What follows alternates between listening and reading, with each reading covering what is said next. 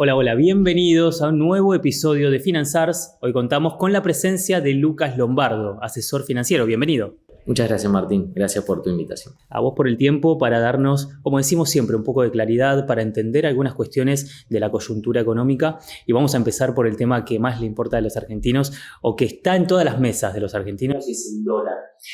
¿Por qué lo vemos tan bajo? ¿Y qué crees que puede pasar en el primer trimestre de 2025? Bien, yo creo que el análisis, para poder llevarlo adelante, hay que un poco ver el camino que nos trajo hasta acá, ¿no?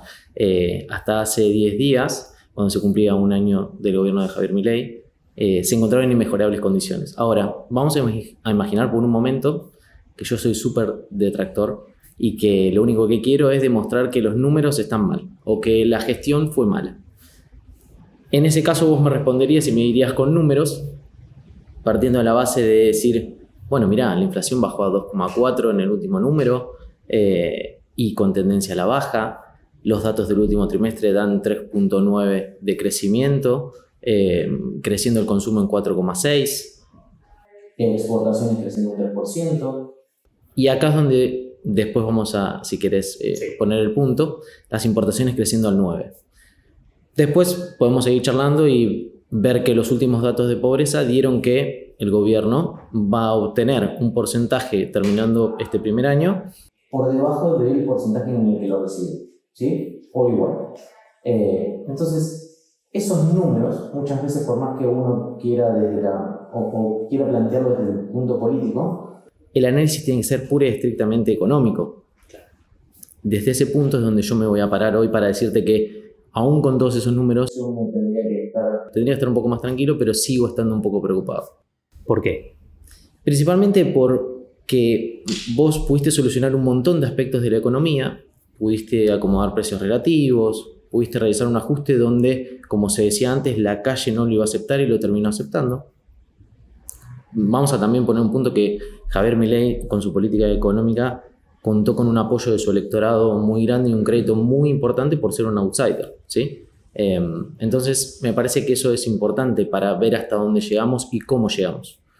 En el medio tuviste un evento espectacular que fue el blanqueo para poder llegar hasta este punto, donde en el blanqueo vos tuviste una expansión crediticia del 3.5 y una colocación de deuda de instrumentos privados de 6.000 millones de dólares, 3.5 mil millones de dólares, perdón. Con lo cual se puede decir que fue plenamente exitoso, ¿sí? Desde ese punto de vista. Ahora bien, ¿por qué sigo preocupado? Sería la pregunta. Bueno, vos hoy te encontrás con reservas que fuiste comprando al crear un círculo virtuoso acompañado del carry trade. El carry trade siempre, cuando lo nombro, hago de cuenta como que muchas personas saben lo que es, pero hay muchas personas que no, con lo cual sería bueno poder acompañar y contar un poquito qué es. El carry trade es algo muy sencillo donde una persona puede generar tasa en pesos y si el dólar se mantiene estable, esa tasa es implícita en dólares. Ahora bien, ¿cuál es el paso siguiente para dar final al carry trade? Volver a los dólares. Entonces, el gobierno se enfrenta a un 2025, por lo menos no solo la primera parte del trimestre, más cerca de la época electoral, que es cuando los argentinos más nos dolarizamos, donde va a tener mucha presión desde ese tipo de instrumentos, ¿no? O es un instrumento más de la economía, el dólar. Sí, claro. Con lo cual va a haber presión sobre eso. Hoy el gobierno tiene munición para poder intervenir. No nos olvidemos que una intervención no es solo intervenir en el mercado, sino que también el cepo es una modalidad de intervención. No hay un libre mercado al día de hoy. Con lo cual también se le podría complicar si no llega a poder retirar el cepo o eliminar el cepo cuanto antes. Empezó eliminando, por ejemplo, en una semana va a salir más barato el dólar tarjeta, va a bajar entre 300 y 350 pesos. Y uno de los pensamientos, creo yo, ¿no? Todo esto es un análisis personal, claramente. Uno de los pensamientos del gobierno es poder sostener los dólares financieros o los dólares a los cuales algunas personas pueden acceder, siempre dentro del cepo, Sí, claro. que puedan, por ejemplo, mantener el flujo de dólares. Ejemplo, si yo voy y pago con tarjeta y sale 1.300 y el dólar MEP está en 1.100, lo más probable es que vaya y compre dólares y pague la tarjeta con dólares. Y no afecte las reservas. Cuando una persona paga con tarjeta de crédito. Perdón si soy muy reiterativo o quiero explicar todo, pero me parece que está bueno para que la gente entienda desde ese punto de vista. Cuando una persona paga con tarjeta de crédito, paga con dólares, los dólares sí afectan a la reserva en ese caso, ¿sí? Si la persona paga en pesos. Ahora, en el caso que la persona vaya y compre dólares y paga en dólares, se mantiene ese flujo de fondos que necesita el gobierno para mantener estables una de las, te diría, el factor más determinante hoy de la economía, que es el dólar. Porque todos los números anteriores están bárbaros, están buenísimos, lo que vos quieras, pero siempre el dólar lo tenés que tener en la vista porque es como crear una casa donde el techo le pusiste los mejores ladrillos, pero los cimientos pusiste los peores. Este contexto que describís trae un dólar en los valores en los que está hoy, en general, y con un levantamiento del cepo que parece lejano, pensando en 6 meses como mínimo, lejano dentro del discurso mileísta en campaña, pero progresivamente se van dando algunas cuestiones como lo que decías recién. El impuesto país se quitó, en fin, se está dando progresivamente. Y vemos un dólar estancado, con tendencia a la baja. ¿Y crees que ese valor es real en el dólar? Y en caso que se levante el cepo dentro de 6 meses, vamos a ver un dólar en este número con un recorte de brecha de cuánto y con una devaluación de cuánto. Son números que hoy no me puedes decir, está claro, pero con los números de hoy, ¿qué ves? Siempre me gusta hacer el mismo chiste que solo tengo los anteojos de Harry Potter, que no tengo ni la varita ni la bola de cristal, pero yo creo que es un gran problema no solo por el aspecto doméstico, sino por el aspecto internacional. No sabemos bien, aunque ya está más o menos planteada, la política que va a llevar a cabo, por ejemplo, Donald Trump. El dólar se está apreciando en el mundo frente a un montón de canastas, ¿sí? Entonces, si el dólar se está apreciando en el mundo, vos hoy, con un tipo de cambio tan fijo y tan... la política monetaria para aplicar en el 2025 va a ser un poco más expansiva, pero con un crawling reduciéndose y con un tipo de cambio controlado, ¿sí? Sin cepo es un poco difícil hacer eso y con reservas también va a ser difícil intervenir en el mercado. ¿A qué iba con lo de Trump? Cuando vos empezás a valorizar el dólar frente a un montón de canastas en el mundo, te puede pasar lo que le pasa a Brasil. Brasil tuvo que devaluar y Brasil tiene más de casi 400.000 millones de dólares de reservas. Y en los últimos 3 días tuvo que intervenir con 20.000 millones. Estamos hablando de que si el gobierno hoy levanta el cepo y le pasa lo mismo que Brasil, tiene que todo el dinero del blanqueo que obtuvo, colocarlo o intervenir. Entonces es muy difícil pensar en un escenario donde levantar el cepo no afecte todos los números sobre los cuales Javier Milei hoy tuvo un año desde los números excepcional. Sí. Por eso podemos hablar de un Milei y Ministerio de Economía enamorados del cepo. No me gusta tan enamorado del cepo, pero que es funcional, es funcional. O sea, la realidad es que todos esos números que a la economía, después podemos hablar de la economía real, pero en la economía financiera ayudan un montón. A poder salir a colocar deuda, te hace bajar el riesgo país. O sea, hay un montón, no el cepo, ¿no? Quiero decir, pero digo, estos números que uno va logrando, demostrar hoy que Argentina puede pagar o que tiene la intención como mínimo de hacer el esfuerzo de pagar, baja el riesgo país, te coloca de nuevo en los informes de los grandes bancos del mundo. Con lo cual, me parece que el cepo, a la larga, termina siendo funcional para muchos objetivos del gobierno, pero va a llegar un momento en donde se va a contraponer con la necesidad de que vengan nuevos activos.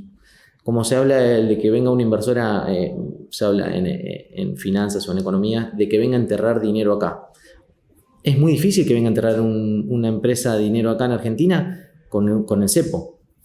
En otro momento de la historia de Argentina era la seguridad jurídica. Bueno, había pasado con la expropiación de YPF, que bueno, también hoy estamos viendo que esa expropiación de YPF tuvo sus pros y sus contras, digo, ¿no? Pero corriendo del lado de la política y el aspecto puramente económico, yo creo que el cepo va a tener que removerse porque en algún momento se van a chocar con lo que necesita el gobierno para poder mantener estos números y con lo que se viene por delante. Este tipo de cambio que nosotros hoy tenemos, y muchas veces hablo con clientes donde Depende mucho el cliente, depende del riesgo, pero la realidad es que hoy Argentina te está dando una ventana para dolarizarte, para poder hacer ese colchón el día de mañana que vos puedas acceder. Un ejemplo, un crédito hipotecario. Vos para acceder al crédito hipotecario necesitas, el 20% de una propiedad. Exacto. Si yo pienso en una propiedad de $100.000, bueno, tengo que juntar $20.000. Pensá en una persona que ganaba 1.500.000 pesos a dólar de 1.500, se está ganando $1.000. 4 meses después esa persona gana $1.500 a un dólar de 1.000. Exacto. Entonces, eso está bueno desde el punto de vista del ahorrista, ¿no? Ahí me quería meter porque la pregunta anterior iba un poco direccionada a este camino. ¿Qué hace el ahorrista? ¿Compra dólares en este momento donde lo vemos muy bajito porque después va a subir? ¿O compra dólares para dolarizarse, sentirse resguardado y no más que eso? Porque no hay perspectiva de una suba. Acá voy a citar en un punto a Salvador Di Stéfano que dice: hay que cambiar la matriz mental del argentino y digamos también del empresario argentino. Y el argentino siempre que pueda va a comprar dólares. El ahorrista. Nosotros tenemos que diferenciar dos tipos de personas, que una persona es los que tienen el privilegio de poder ahorrar o de poder separar un dinero. Ahí están los inversores y está el ahorrista. El ahorrista es una persona que venía de ganar 10% el año pasado en plazo fijo y sentía que le iba bien. No lo pensaba que era en término real o en término nominal. Esa persona me parece perfecto que salga y compre dólares, porque es la ventana que tiene hoy para hacerse esos dólares. Después vemos en dónde colocarlos, después vemos cuando el mercado se normaliza un poco de los precios tan altos en los cuales está, y traspolar ese ahorrista a inversor estaría buenísimo, pero no es claro. Pero digo, el riesgo no es lo mismo para todos. Digo, el mercado no paga bien o mal, el mercado paga mejor o peor el riesgo que corres. Y yo creo que hoy el ahorrista no está dispuesto a correr esos riesgos, porque así como te conté un montón de números, la persona o la sensación en la calle del que va a pie te puede decir: che, pero igual no me alcanza. Che, pero igual tuve que vender dólares para pagar las expensas. No sé, un ejemplo. Y ahí quiero hacer un punto sobre las personas que terminaron vendiendo dólares. Sí. Ayudaron en este círculo virtuoso de mantener el dólar bajo, de generar la venta de ese activo. Pero esa persona, en cuanto tenga un dinero, un sobrante, va a volver al dólar. Exacto. Con lo cual vas a tener una presión a futuro sumado a la valorización del dólar en el mundo, a un montón de aspectos. Encima tenés el aspecto doméstico de: che, hay dinero, la persona va a querer recuperar ese ahorro. Porque ese ahorro es consumo futuro.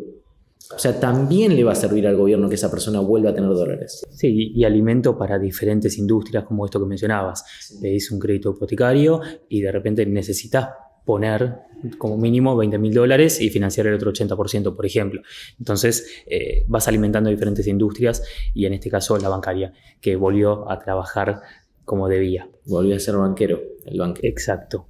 Me meto en algo que mencionaste acerca de inversión y de ahorro, y más allá de marcar la diferencia entre ahorro e inversión, me gustaría que empecemos a contar también cómo se planifica un presupuesto, cómo se planifica la finanza de una familia, la finanza personal, y a grosso modo, ¿no? ¿Cuáles son los 4 grandes ítems a tener en cuenta y cómo se arma ese presupuesto según esos ítems? Bueno, primero y principal, creo que el pensar eso es planificación financiera, ¿sí? Crear una estructura financiera, ya sea para una familia o para una persona que puede estar sola, es lo mismo desde el punto de vista, no desde lo mismo de la esencia, pero digo, es lo mismo desde pensar a futuro. Una persona pensando en esa planificación financiera tiene que poder cubrir cada aspecto temporal, ¿sí?, de su vida desde el aspecto económico financiero, corto, mediano y largo plazo. Muchas veces en Argentina no pensamos en que el sistema previsional está realmente destruido. Y no solo en Argentina, sino en el mundo. Con lo cual, pensar en un futuro, en 15, 20 años, a muchas personas les da vértigo, ¿sí? Pero endeudarse 15, 20 años con una hipoteca para una propiedad, no. Entonces, creo que primero cambiar un poco esa matriz de pensamiento, de decir, bueno, el largo plazo llevarlo a la mesa, ¿sí? El corto y mediano, tenemos diferentes aspectos en los cuales podemos acomodarnos para decir, bueno, separo un dinero y lo puedo poner a trabajar en prefieren fondos comunes de inversión antes que en un plazo fijo, por ejemplo. Un plazo fijo tengo que estar anclado 30 días, con un fondo común de inversión puedo salir los temas uno en 24 horas de anticipación. 24 horas. Exacto. Hoy la gente empieza a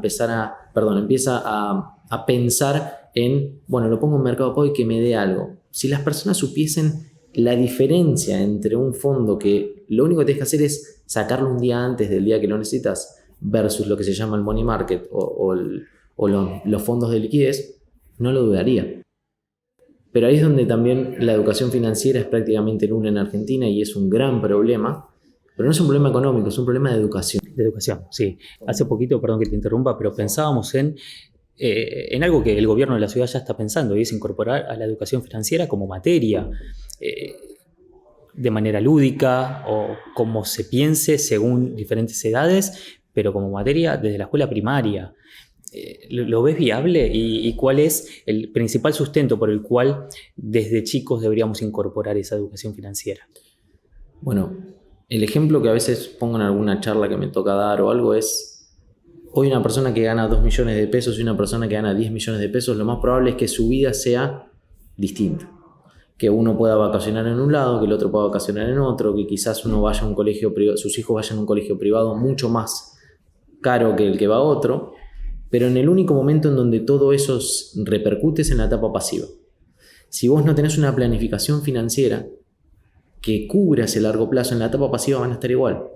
Van a depender de terceros, van a tener que, si no tienen el problema habitacional de tener que alquilar, ¿cómo alquila un jubilado con menos de 300.000 pesos o 300.000 pesos? No importa, no me quiero meter tampoco en eso, pero digo, es un gran problema. Abriste, perdón, sin quererlo, un tema apasionante que tiene que ver con comprar o alquilar, pero ya lo veremos en otro. Yo soy más de alquilar. En otro episodio. Sí, yo soy más de alquilar, pero bueno. Adelante, ahora sí, perdón. No, por favor. Entonces, desde el punto de vista de lo que sería el pensamiento o la planificación de esa persona, tiene que estar sí o sí a largo plazo, porque tiene que formar parte de ese pensamiento que nosotros tenemos. Y aparte que hay un montón de instrumentos. Hoy, por ejemplo, el mercado asegurador tiene un montón de instrumentos que las personas siempre terminan siendo reacias a decir, bueno, no, un seguro. Ya cuando hablan de un seguro es como que no, pero el mercado asegurador tiene un montón de herramientas de inversión muy completas. ¿Qué crees o cuál es la regla, entre comillas,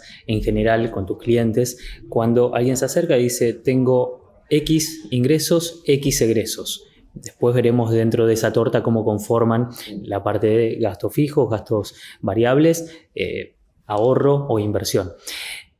¿Qué le sugerís cuando tenés que incorporar en esa torta el seguro de retiro? Lo principal es pensar obviamente en números y decirle a la persona que yo hoy no puedo a una persona decirle lo único que tenés para ahorrar lo vas a ver en 20 años. Porque en el tercer año me va a decir, flaco, esto no lo quiero más, me quiero ir a la Astonina y si no puedo porque vos me estás diciendo que en 20 años voy a ver $100.000. A los 3 meses te va a decir. A los 3 meses es muy probable. Con lo cual, siempre que de esa capacidad de ahorro que la persona tiene, hay que poder dividir un porcentaje para ese largo plazo. No podemos a la persona que encima que está haciendo el esfuerzo de ahorrar, porque hay un montón de cosas que no hace, o sea, porque también pensemos que en Argentina hay un montón de personas que no tienen la necesidad de cortar algunos gastos para poder ahorrar, pero hay un montón y la mayoría sí. Con lo cual hace el esfuerzo y encima de que hace el esfuerzo uno le está planteando a largo plazo, no. El largo plazo tiene que formar como un mínimo un 20-30% de esa capacidad de ahorro. Okay. ¿Sí? Y después el tema de la inversión siempre es de acuerdo al pasado financiero que trae la persona. Ejemplo, mis viejos toda la vida hicieron un plazo fijo, te dicen. Bueno, buenísimo. No hagamos el cálculo de cuántos dólares tenías cuando empezaste con el plazo fijo y cuántos dólares tenés hoy. O en las corridas que pasaba el año pasado. Pero sí está bueno poder sentarse y plantearle a la persona y contarle que hay instrumentos que están al alcance de la mano. Que no es necesario ser un economista, ni un financiero, sino permitir que uno lo acompañe y también enseñarle. A mí me parece que es fundamental, y hay una frase cabecera que uso, que es que esto no es una cuestión de fe, es una cuestión de confianza. La confianza lo que hace es, vos tenés que saber todo lo que hay por delante tuyo. No una cuestión de cierro los ojos, me manejás el dinero y se terminó. Entonces esa persona, con esa capacidad de ahorro, poder dividirlo en ese largo plazo y en ese corto y mediano de acuerdo a me quiero ir de viaje, quiero cambiar el auto, ¿Por qué? Porque ese corto y mediano no puede afectar el largo. Si yo planeo a 20 años y tengo que cambiar las cubiertas del auto y tengo que sacar de ese largo plazo, no tiene ningún sentido. Totalmente. ¿Te imaginas obtener más del 1000% de rentabilidad en solo un año? En Finanzars VIP lo hicimos posible. Te presentamos un exclusivo servicio de suscripción diseñado para proteger tus ahorros y maximizar tus ganancias. Por ser miembro de Finanzars VIP vas a recibir importantes beneficios. Análisis de mercado de nuestros expertos para que sepas qué puede pasar en el mercado. También las noticias más importantes del mundo financiero para saber cómo actuar y cómo cuidar tu capital. Seguimiento en tiempo real de nuestra cartera de inversiones, qué compramos y qué vendemos en detalle. En los últimos 12 meses hemos logrado más de un 1000% de rentabilidad. Informes semanales y mensuales que te mantendrán al día sobre tendencias y oportunidades. También te brindamos encuentros semanales con expertos del sector para que despejes todas tus dudas. Todo esto y mucho más en tu WhatsApp, por mucho menos de lo que te cuesta un café por día. Para ser miembro VIP, hace clic en el enlace de la descripción o en las tarjetas y empezá a cuidar tu economía personal con Finanzars VIP. Pensando en lo que decíamos recién de la torta y de cómo distribuirla, hablo de la torta a grosso modo, ¿no? Ese 50-30-20 casi clásico que no se implementa en todos los planes, pero para tener algo gráfico y que la gente entienda de qué estamos hablando y que lo tenga sobre la mesa. Dentro de ese porcentaje, de ese 20% de ahorro, planteabas que el 20% de ese 20% sería pensado a largo plazo. Algo así sirve para comenzar con un seguro de retiro y se puede sostener en el tiempo, cómo se varía y en qué instrumentos recomendás justamente apostar. Bien. Desde el punto de vista de lo que sería una estructura, ya sea para una persona sola o como para una familia, siempre me gusta eso plantearlo porque la estructura financiera de una persona para mí consta de 3 patas fundamentales. La primera es la capitalización de largo plazo, que sería la pata del ahorro, donde en el ahorro corres el riesgo de lado, ¿sí? O sea, ¿qué quiero decir? Cuando uno invierte para el corto y mediano plazo, va a tener riesgo. Está más que claro y lo aclaro también por las dudas. Riesgo hay en todo. ¿Sí? Desde el momento en el que el dólar salió hasta teniéndolo en un cajón, hay riesgo de inseguridad. Y bueno, sin ir más lejos, el que compró dólar a 1400 corrió el riesgo y hoy lo está pagando negativamente porque está 1000 y monedas, 1100. Entonces, es otro contexto, es otra cosa, pero es un riesgo también. Total, y también tenés una persona que lo vendió capaz que a 1050 diciendo voy a hacer un poquito de carry trade y se le fue a 1100, 1100. Bueno, el riesgo está en todos lados. Lo que uno tiene que hacer es adaptar esa medida de riesgo que uno tiene a lo que necesita.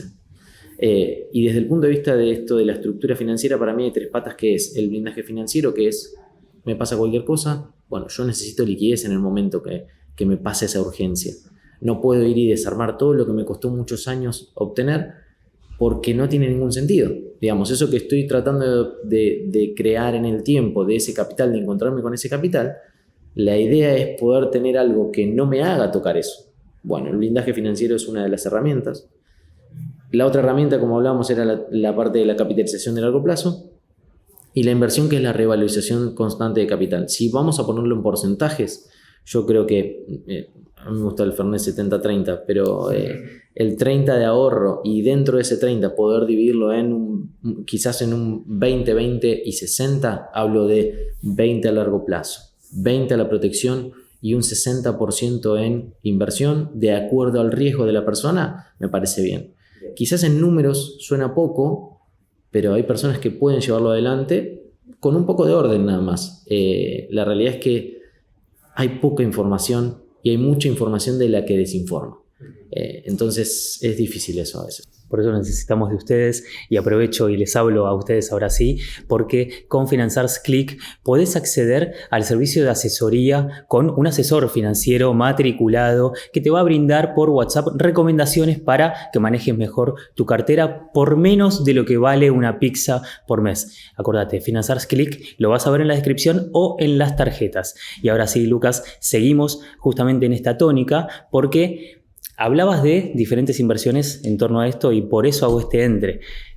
¿Qué ves en ADRs, CDRs, bonos, pensando en esos perfiles arriesgados o no tanto, y en que esa inversión sirva para el seguro de retiro? Principalmente yo tengo el pensamiento de que cuando uno se va de vacaciones tiene que frenar todo. Y a veces las inversiones también hay que poner un parate, hay que saber poner ese freno y no tener ese FOMO, como se dice ahora, de pensar que me estoy perdiendo dinero y que lo está ganando otro y que... No, para mí hay un momento hasta acá donde creo que se ganó mucho en dólares, se pudo generar mucho, el que pudo durante todo el año invertir, se ganó mucho en dólares, donde me parece que es un buen momento para un parate, aprovechar el tipo de cambio, que con el punto que te iba a hacer del tema de las importaciones versus las exportaciones. Vos ahora abriendo las exportaciones tenés con 9% de aumento en el último trimestre versus las exportaciones que fue un 3%, y estás empezando a generar un desbalance en la cuenta corriente. Entonces, eso a la larga va a terminar afectando el tipo de cambio. Lo van a querer intervenir y está bien porque la idea es mantener estos números para llegar a el año que viene y también llegar a momentos en donde la economía argentina va a contar con, por primera vez en 130 años, un ingreso genuino de dólares que no va a ser del campo. Entonces, eso está buenísimo también, pero hay que llegar a ese momento. Desde el punto de vista de lo que es ADR, CDR, yo lo que haría, y siempre recomiendo a muchos de acuerdo al riesgo siempre, tomar ganancia, comprar dólares, CDR defensivos para el que quiere no dejar el dinero quieto. Y hoy creo que con todo en máximos históricos es muy difícil entrar a un lugar y no correr riesgos muy altos de ajuste. Eso te iba a preguntar, ¿es momento de entrar?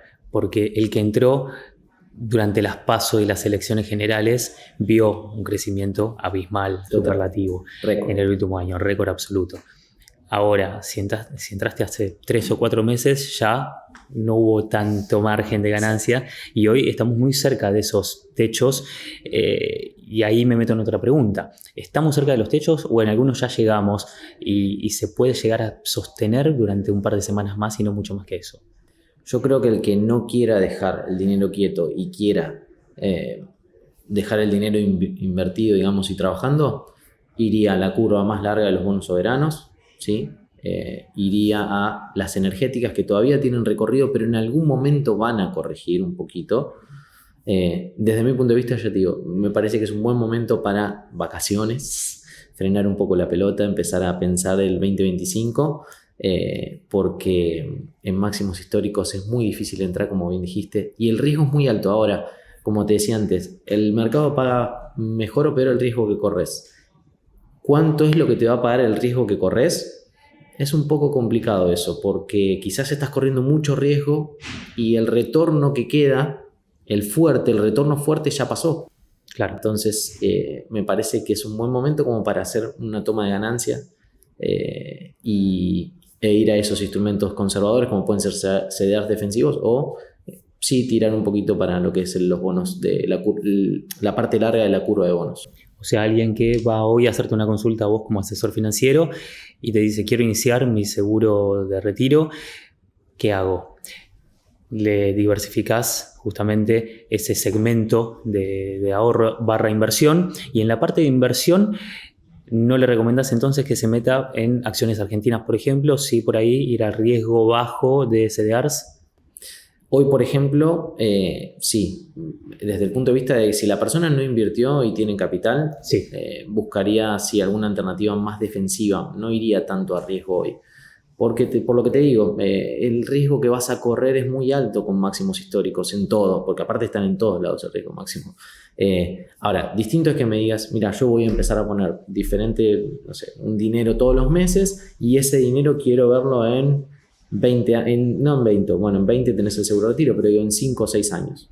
Bueno, ahí sí podemos comprar un SPI, podemos comprar unos CDR que son defensivos de largo plazo, ETF, pararnos en eso y hacerlo tranquilo, porque el precio promedio de compra de comprarlo mes a mes, por más que lo compres caro, a la larga en algún momento lo vas a comprar barato. Con lo cual ese precio promedio de compra de acá a 4 o 5 años va a ser bueno igual. Lo que sí, la persona tiene que tener siempre la paciencia, el 90% de invertir es psicológico, la paciencia de decir, che, está más bajo, che, lo estoy comprando carísimo, che, bajó. Como siempre me gusta decir a los clientes, no es el rojo muchas veces no es que perdiste todo, como por ejemplo pasa muchas veces con los CDRs. Hoy quizá tenés una persona que entró con el dólar SSL alto, hay que hacer el cálculo, quizá vos lo ves en rojo en la aplicación, pero ganaste en dólares. Claro. Entonces esos cálculos tienen que estar también en la mesa. Es una pregunta complicada por los números en sí, y es difícil que puedas dar números precisos, pero a grosso modo al menos, y en un análisis sobre el estándar de tus clientes al menos, ¿cuál es la rentabilidad que tiene el cliente que ahorra, invierte yendo a lo seguro? Bueno, seguro, pero sí. Al riesgo bajo. Al riesgo, sí, no, clarísimo. Yo creo que hoy en dólares, con un buen fondo de obligación, compuesto con obligaciones negociables o con renta fija, si queremos así decirlo, renta fija en dólares, los fondos vinieron rindiendo muy bien este año, pues están entre un 8% en dólares en el año. Obviamente, si una persona lo compara y con el diario del lunes de decir, che, pero si lo vendía en pesos, si lo ponían en acciones argentinas, si hacía un 100 y pico, sí está bien, digo. O sea, es lo mismo que cuando una persona antes de las elecciones hacía un plazo fijo UVA. Bueno, ¿quién iba a vender todos sus ahorros a hacer un plazo fijo UVA y tomar? Entonces, son riesgos. Como decía, el mercado paga mejor o peor ese riesgo que uno corre. Desde el punto de vista de lo que es ese porcentaje de 8% en dólares, es súper conservador, moderado conservador te diría, y esos fondos rinden muy bien para ese tipo de clientes en ese caso. Pensemos de nuevo que ese cliente tiene la posibilidad de ahorrar, que no tiene ganas de volverse loco y que lo único que quiere es juntar dólares para en algún momento el país siempre da oportunidades para el que tiene liquidez en dólares. Ya fue en su momento comprarlos cuando ibas con dólares a una concesionaria y te comprabas el auto más barato. Lo que esperemos es que eso no pase, porque cuando eso pasa es que hay un gran problema económico. Claro. Cuando vos vas con dólares a una concesionaria y terminás pagando un auto $3.000 más barato, es un problema eso. Como también es un problema que un importador compre a 300, 350 y remarque a 1.100 el dólar. Entonces, cambio de matriz mental. Con un montón de factores que van a ir pasando, esperamos que se normalice esta economía y también que se normalice. Yo tengo clientes que me dicen, pero yo el año pasado ganaba 10% en el plazo fijo, y hoy vas y le decís, y mira, hoy tenés menos del 3% corriendo algo fijo, o buscar una LECAP que te dé más del 3%, estás buscando algo, un unicornio. Claro, entonces, y la persona te dice, pero es poquito. Es que es la normalidad que sea, o sea, que la tasa esté acompañada. Sí. Totalmente. Estados Unidos fue remarcando a 0.25%, ¿no? A 10 o 20% totalmente en Argentina. Totalmente. No es normal, digamos, en ese sentido. Total. Lucas, te agradezco por el tiempo y te esperamos nuevamente cuando quieras. Gracias, Martín. Y gracias a ustedes por acompañarnos una vez más.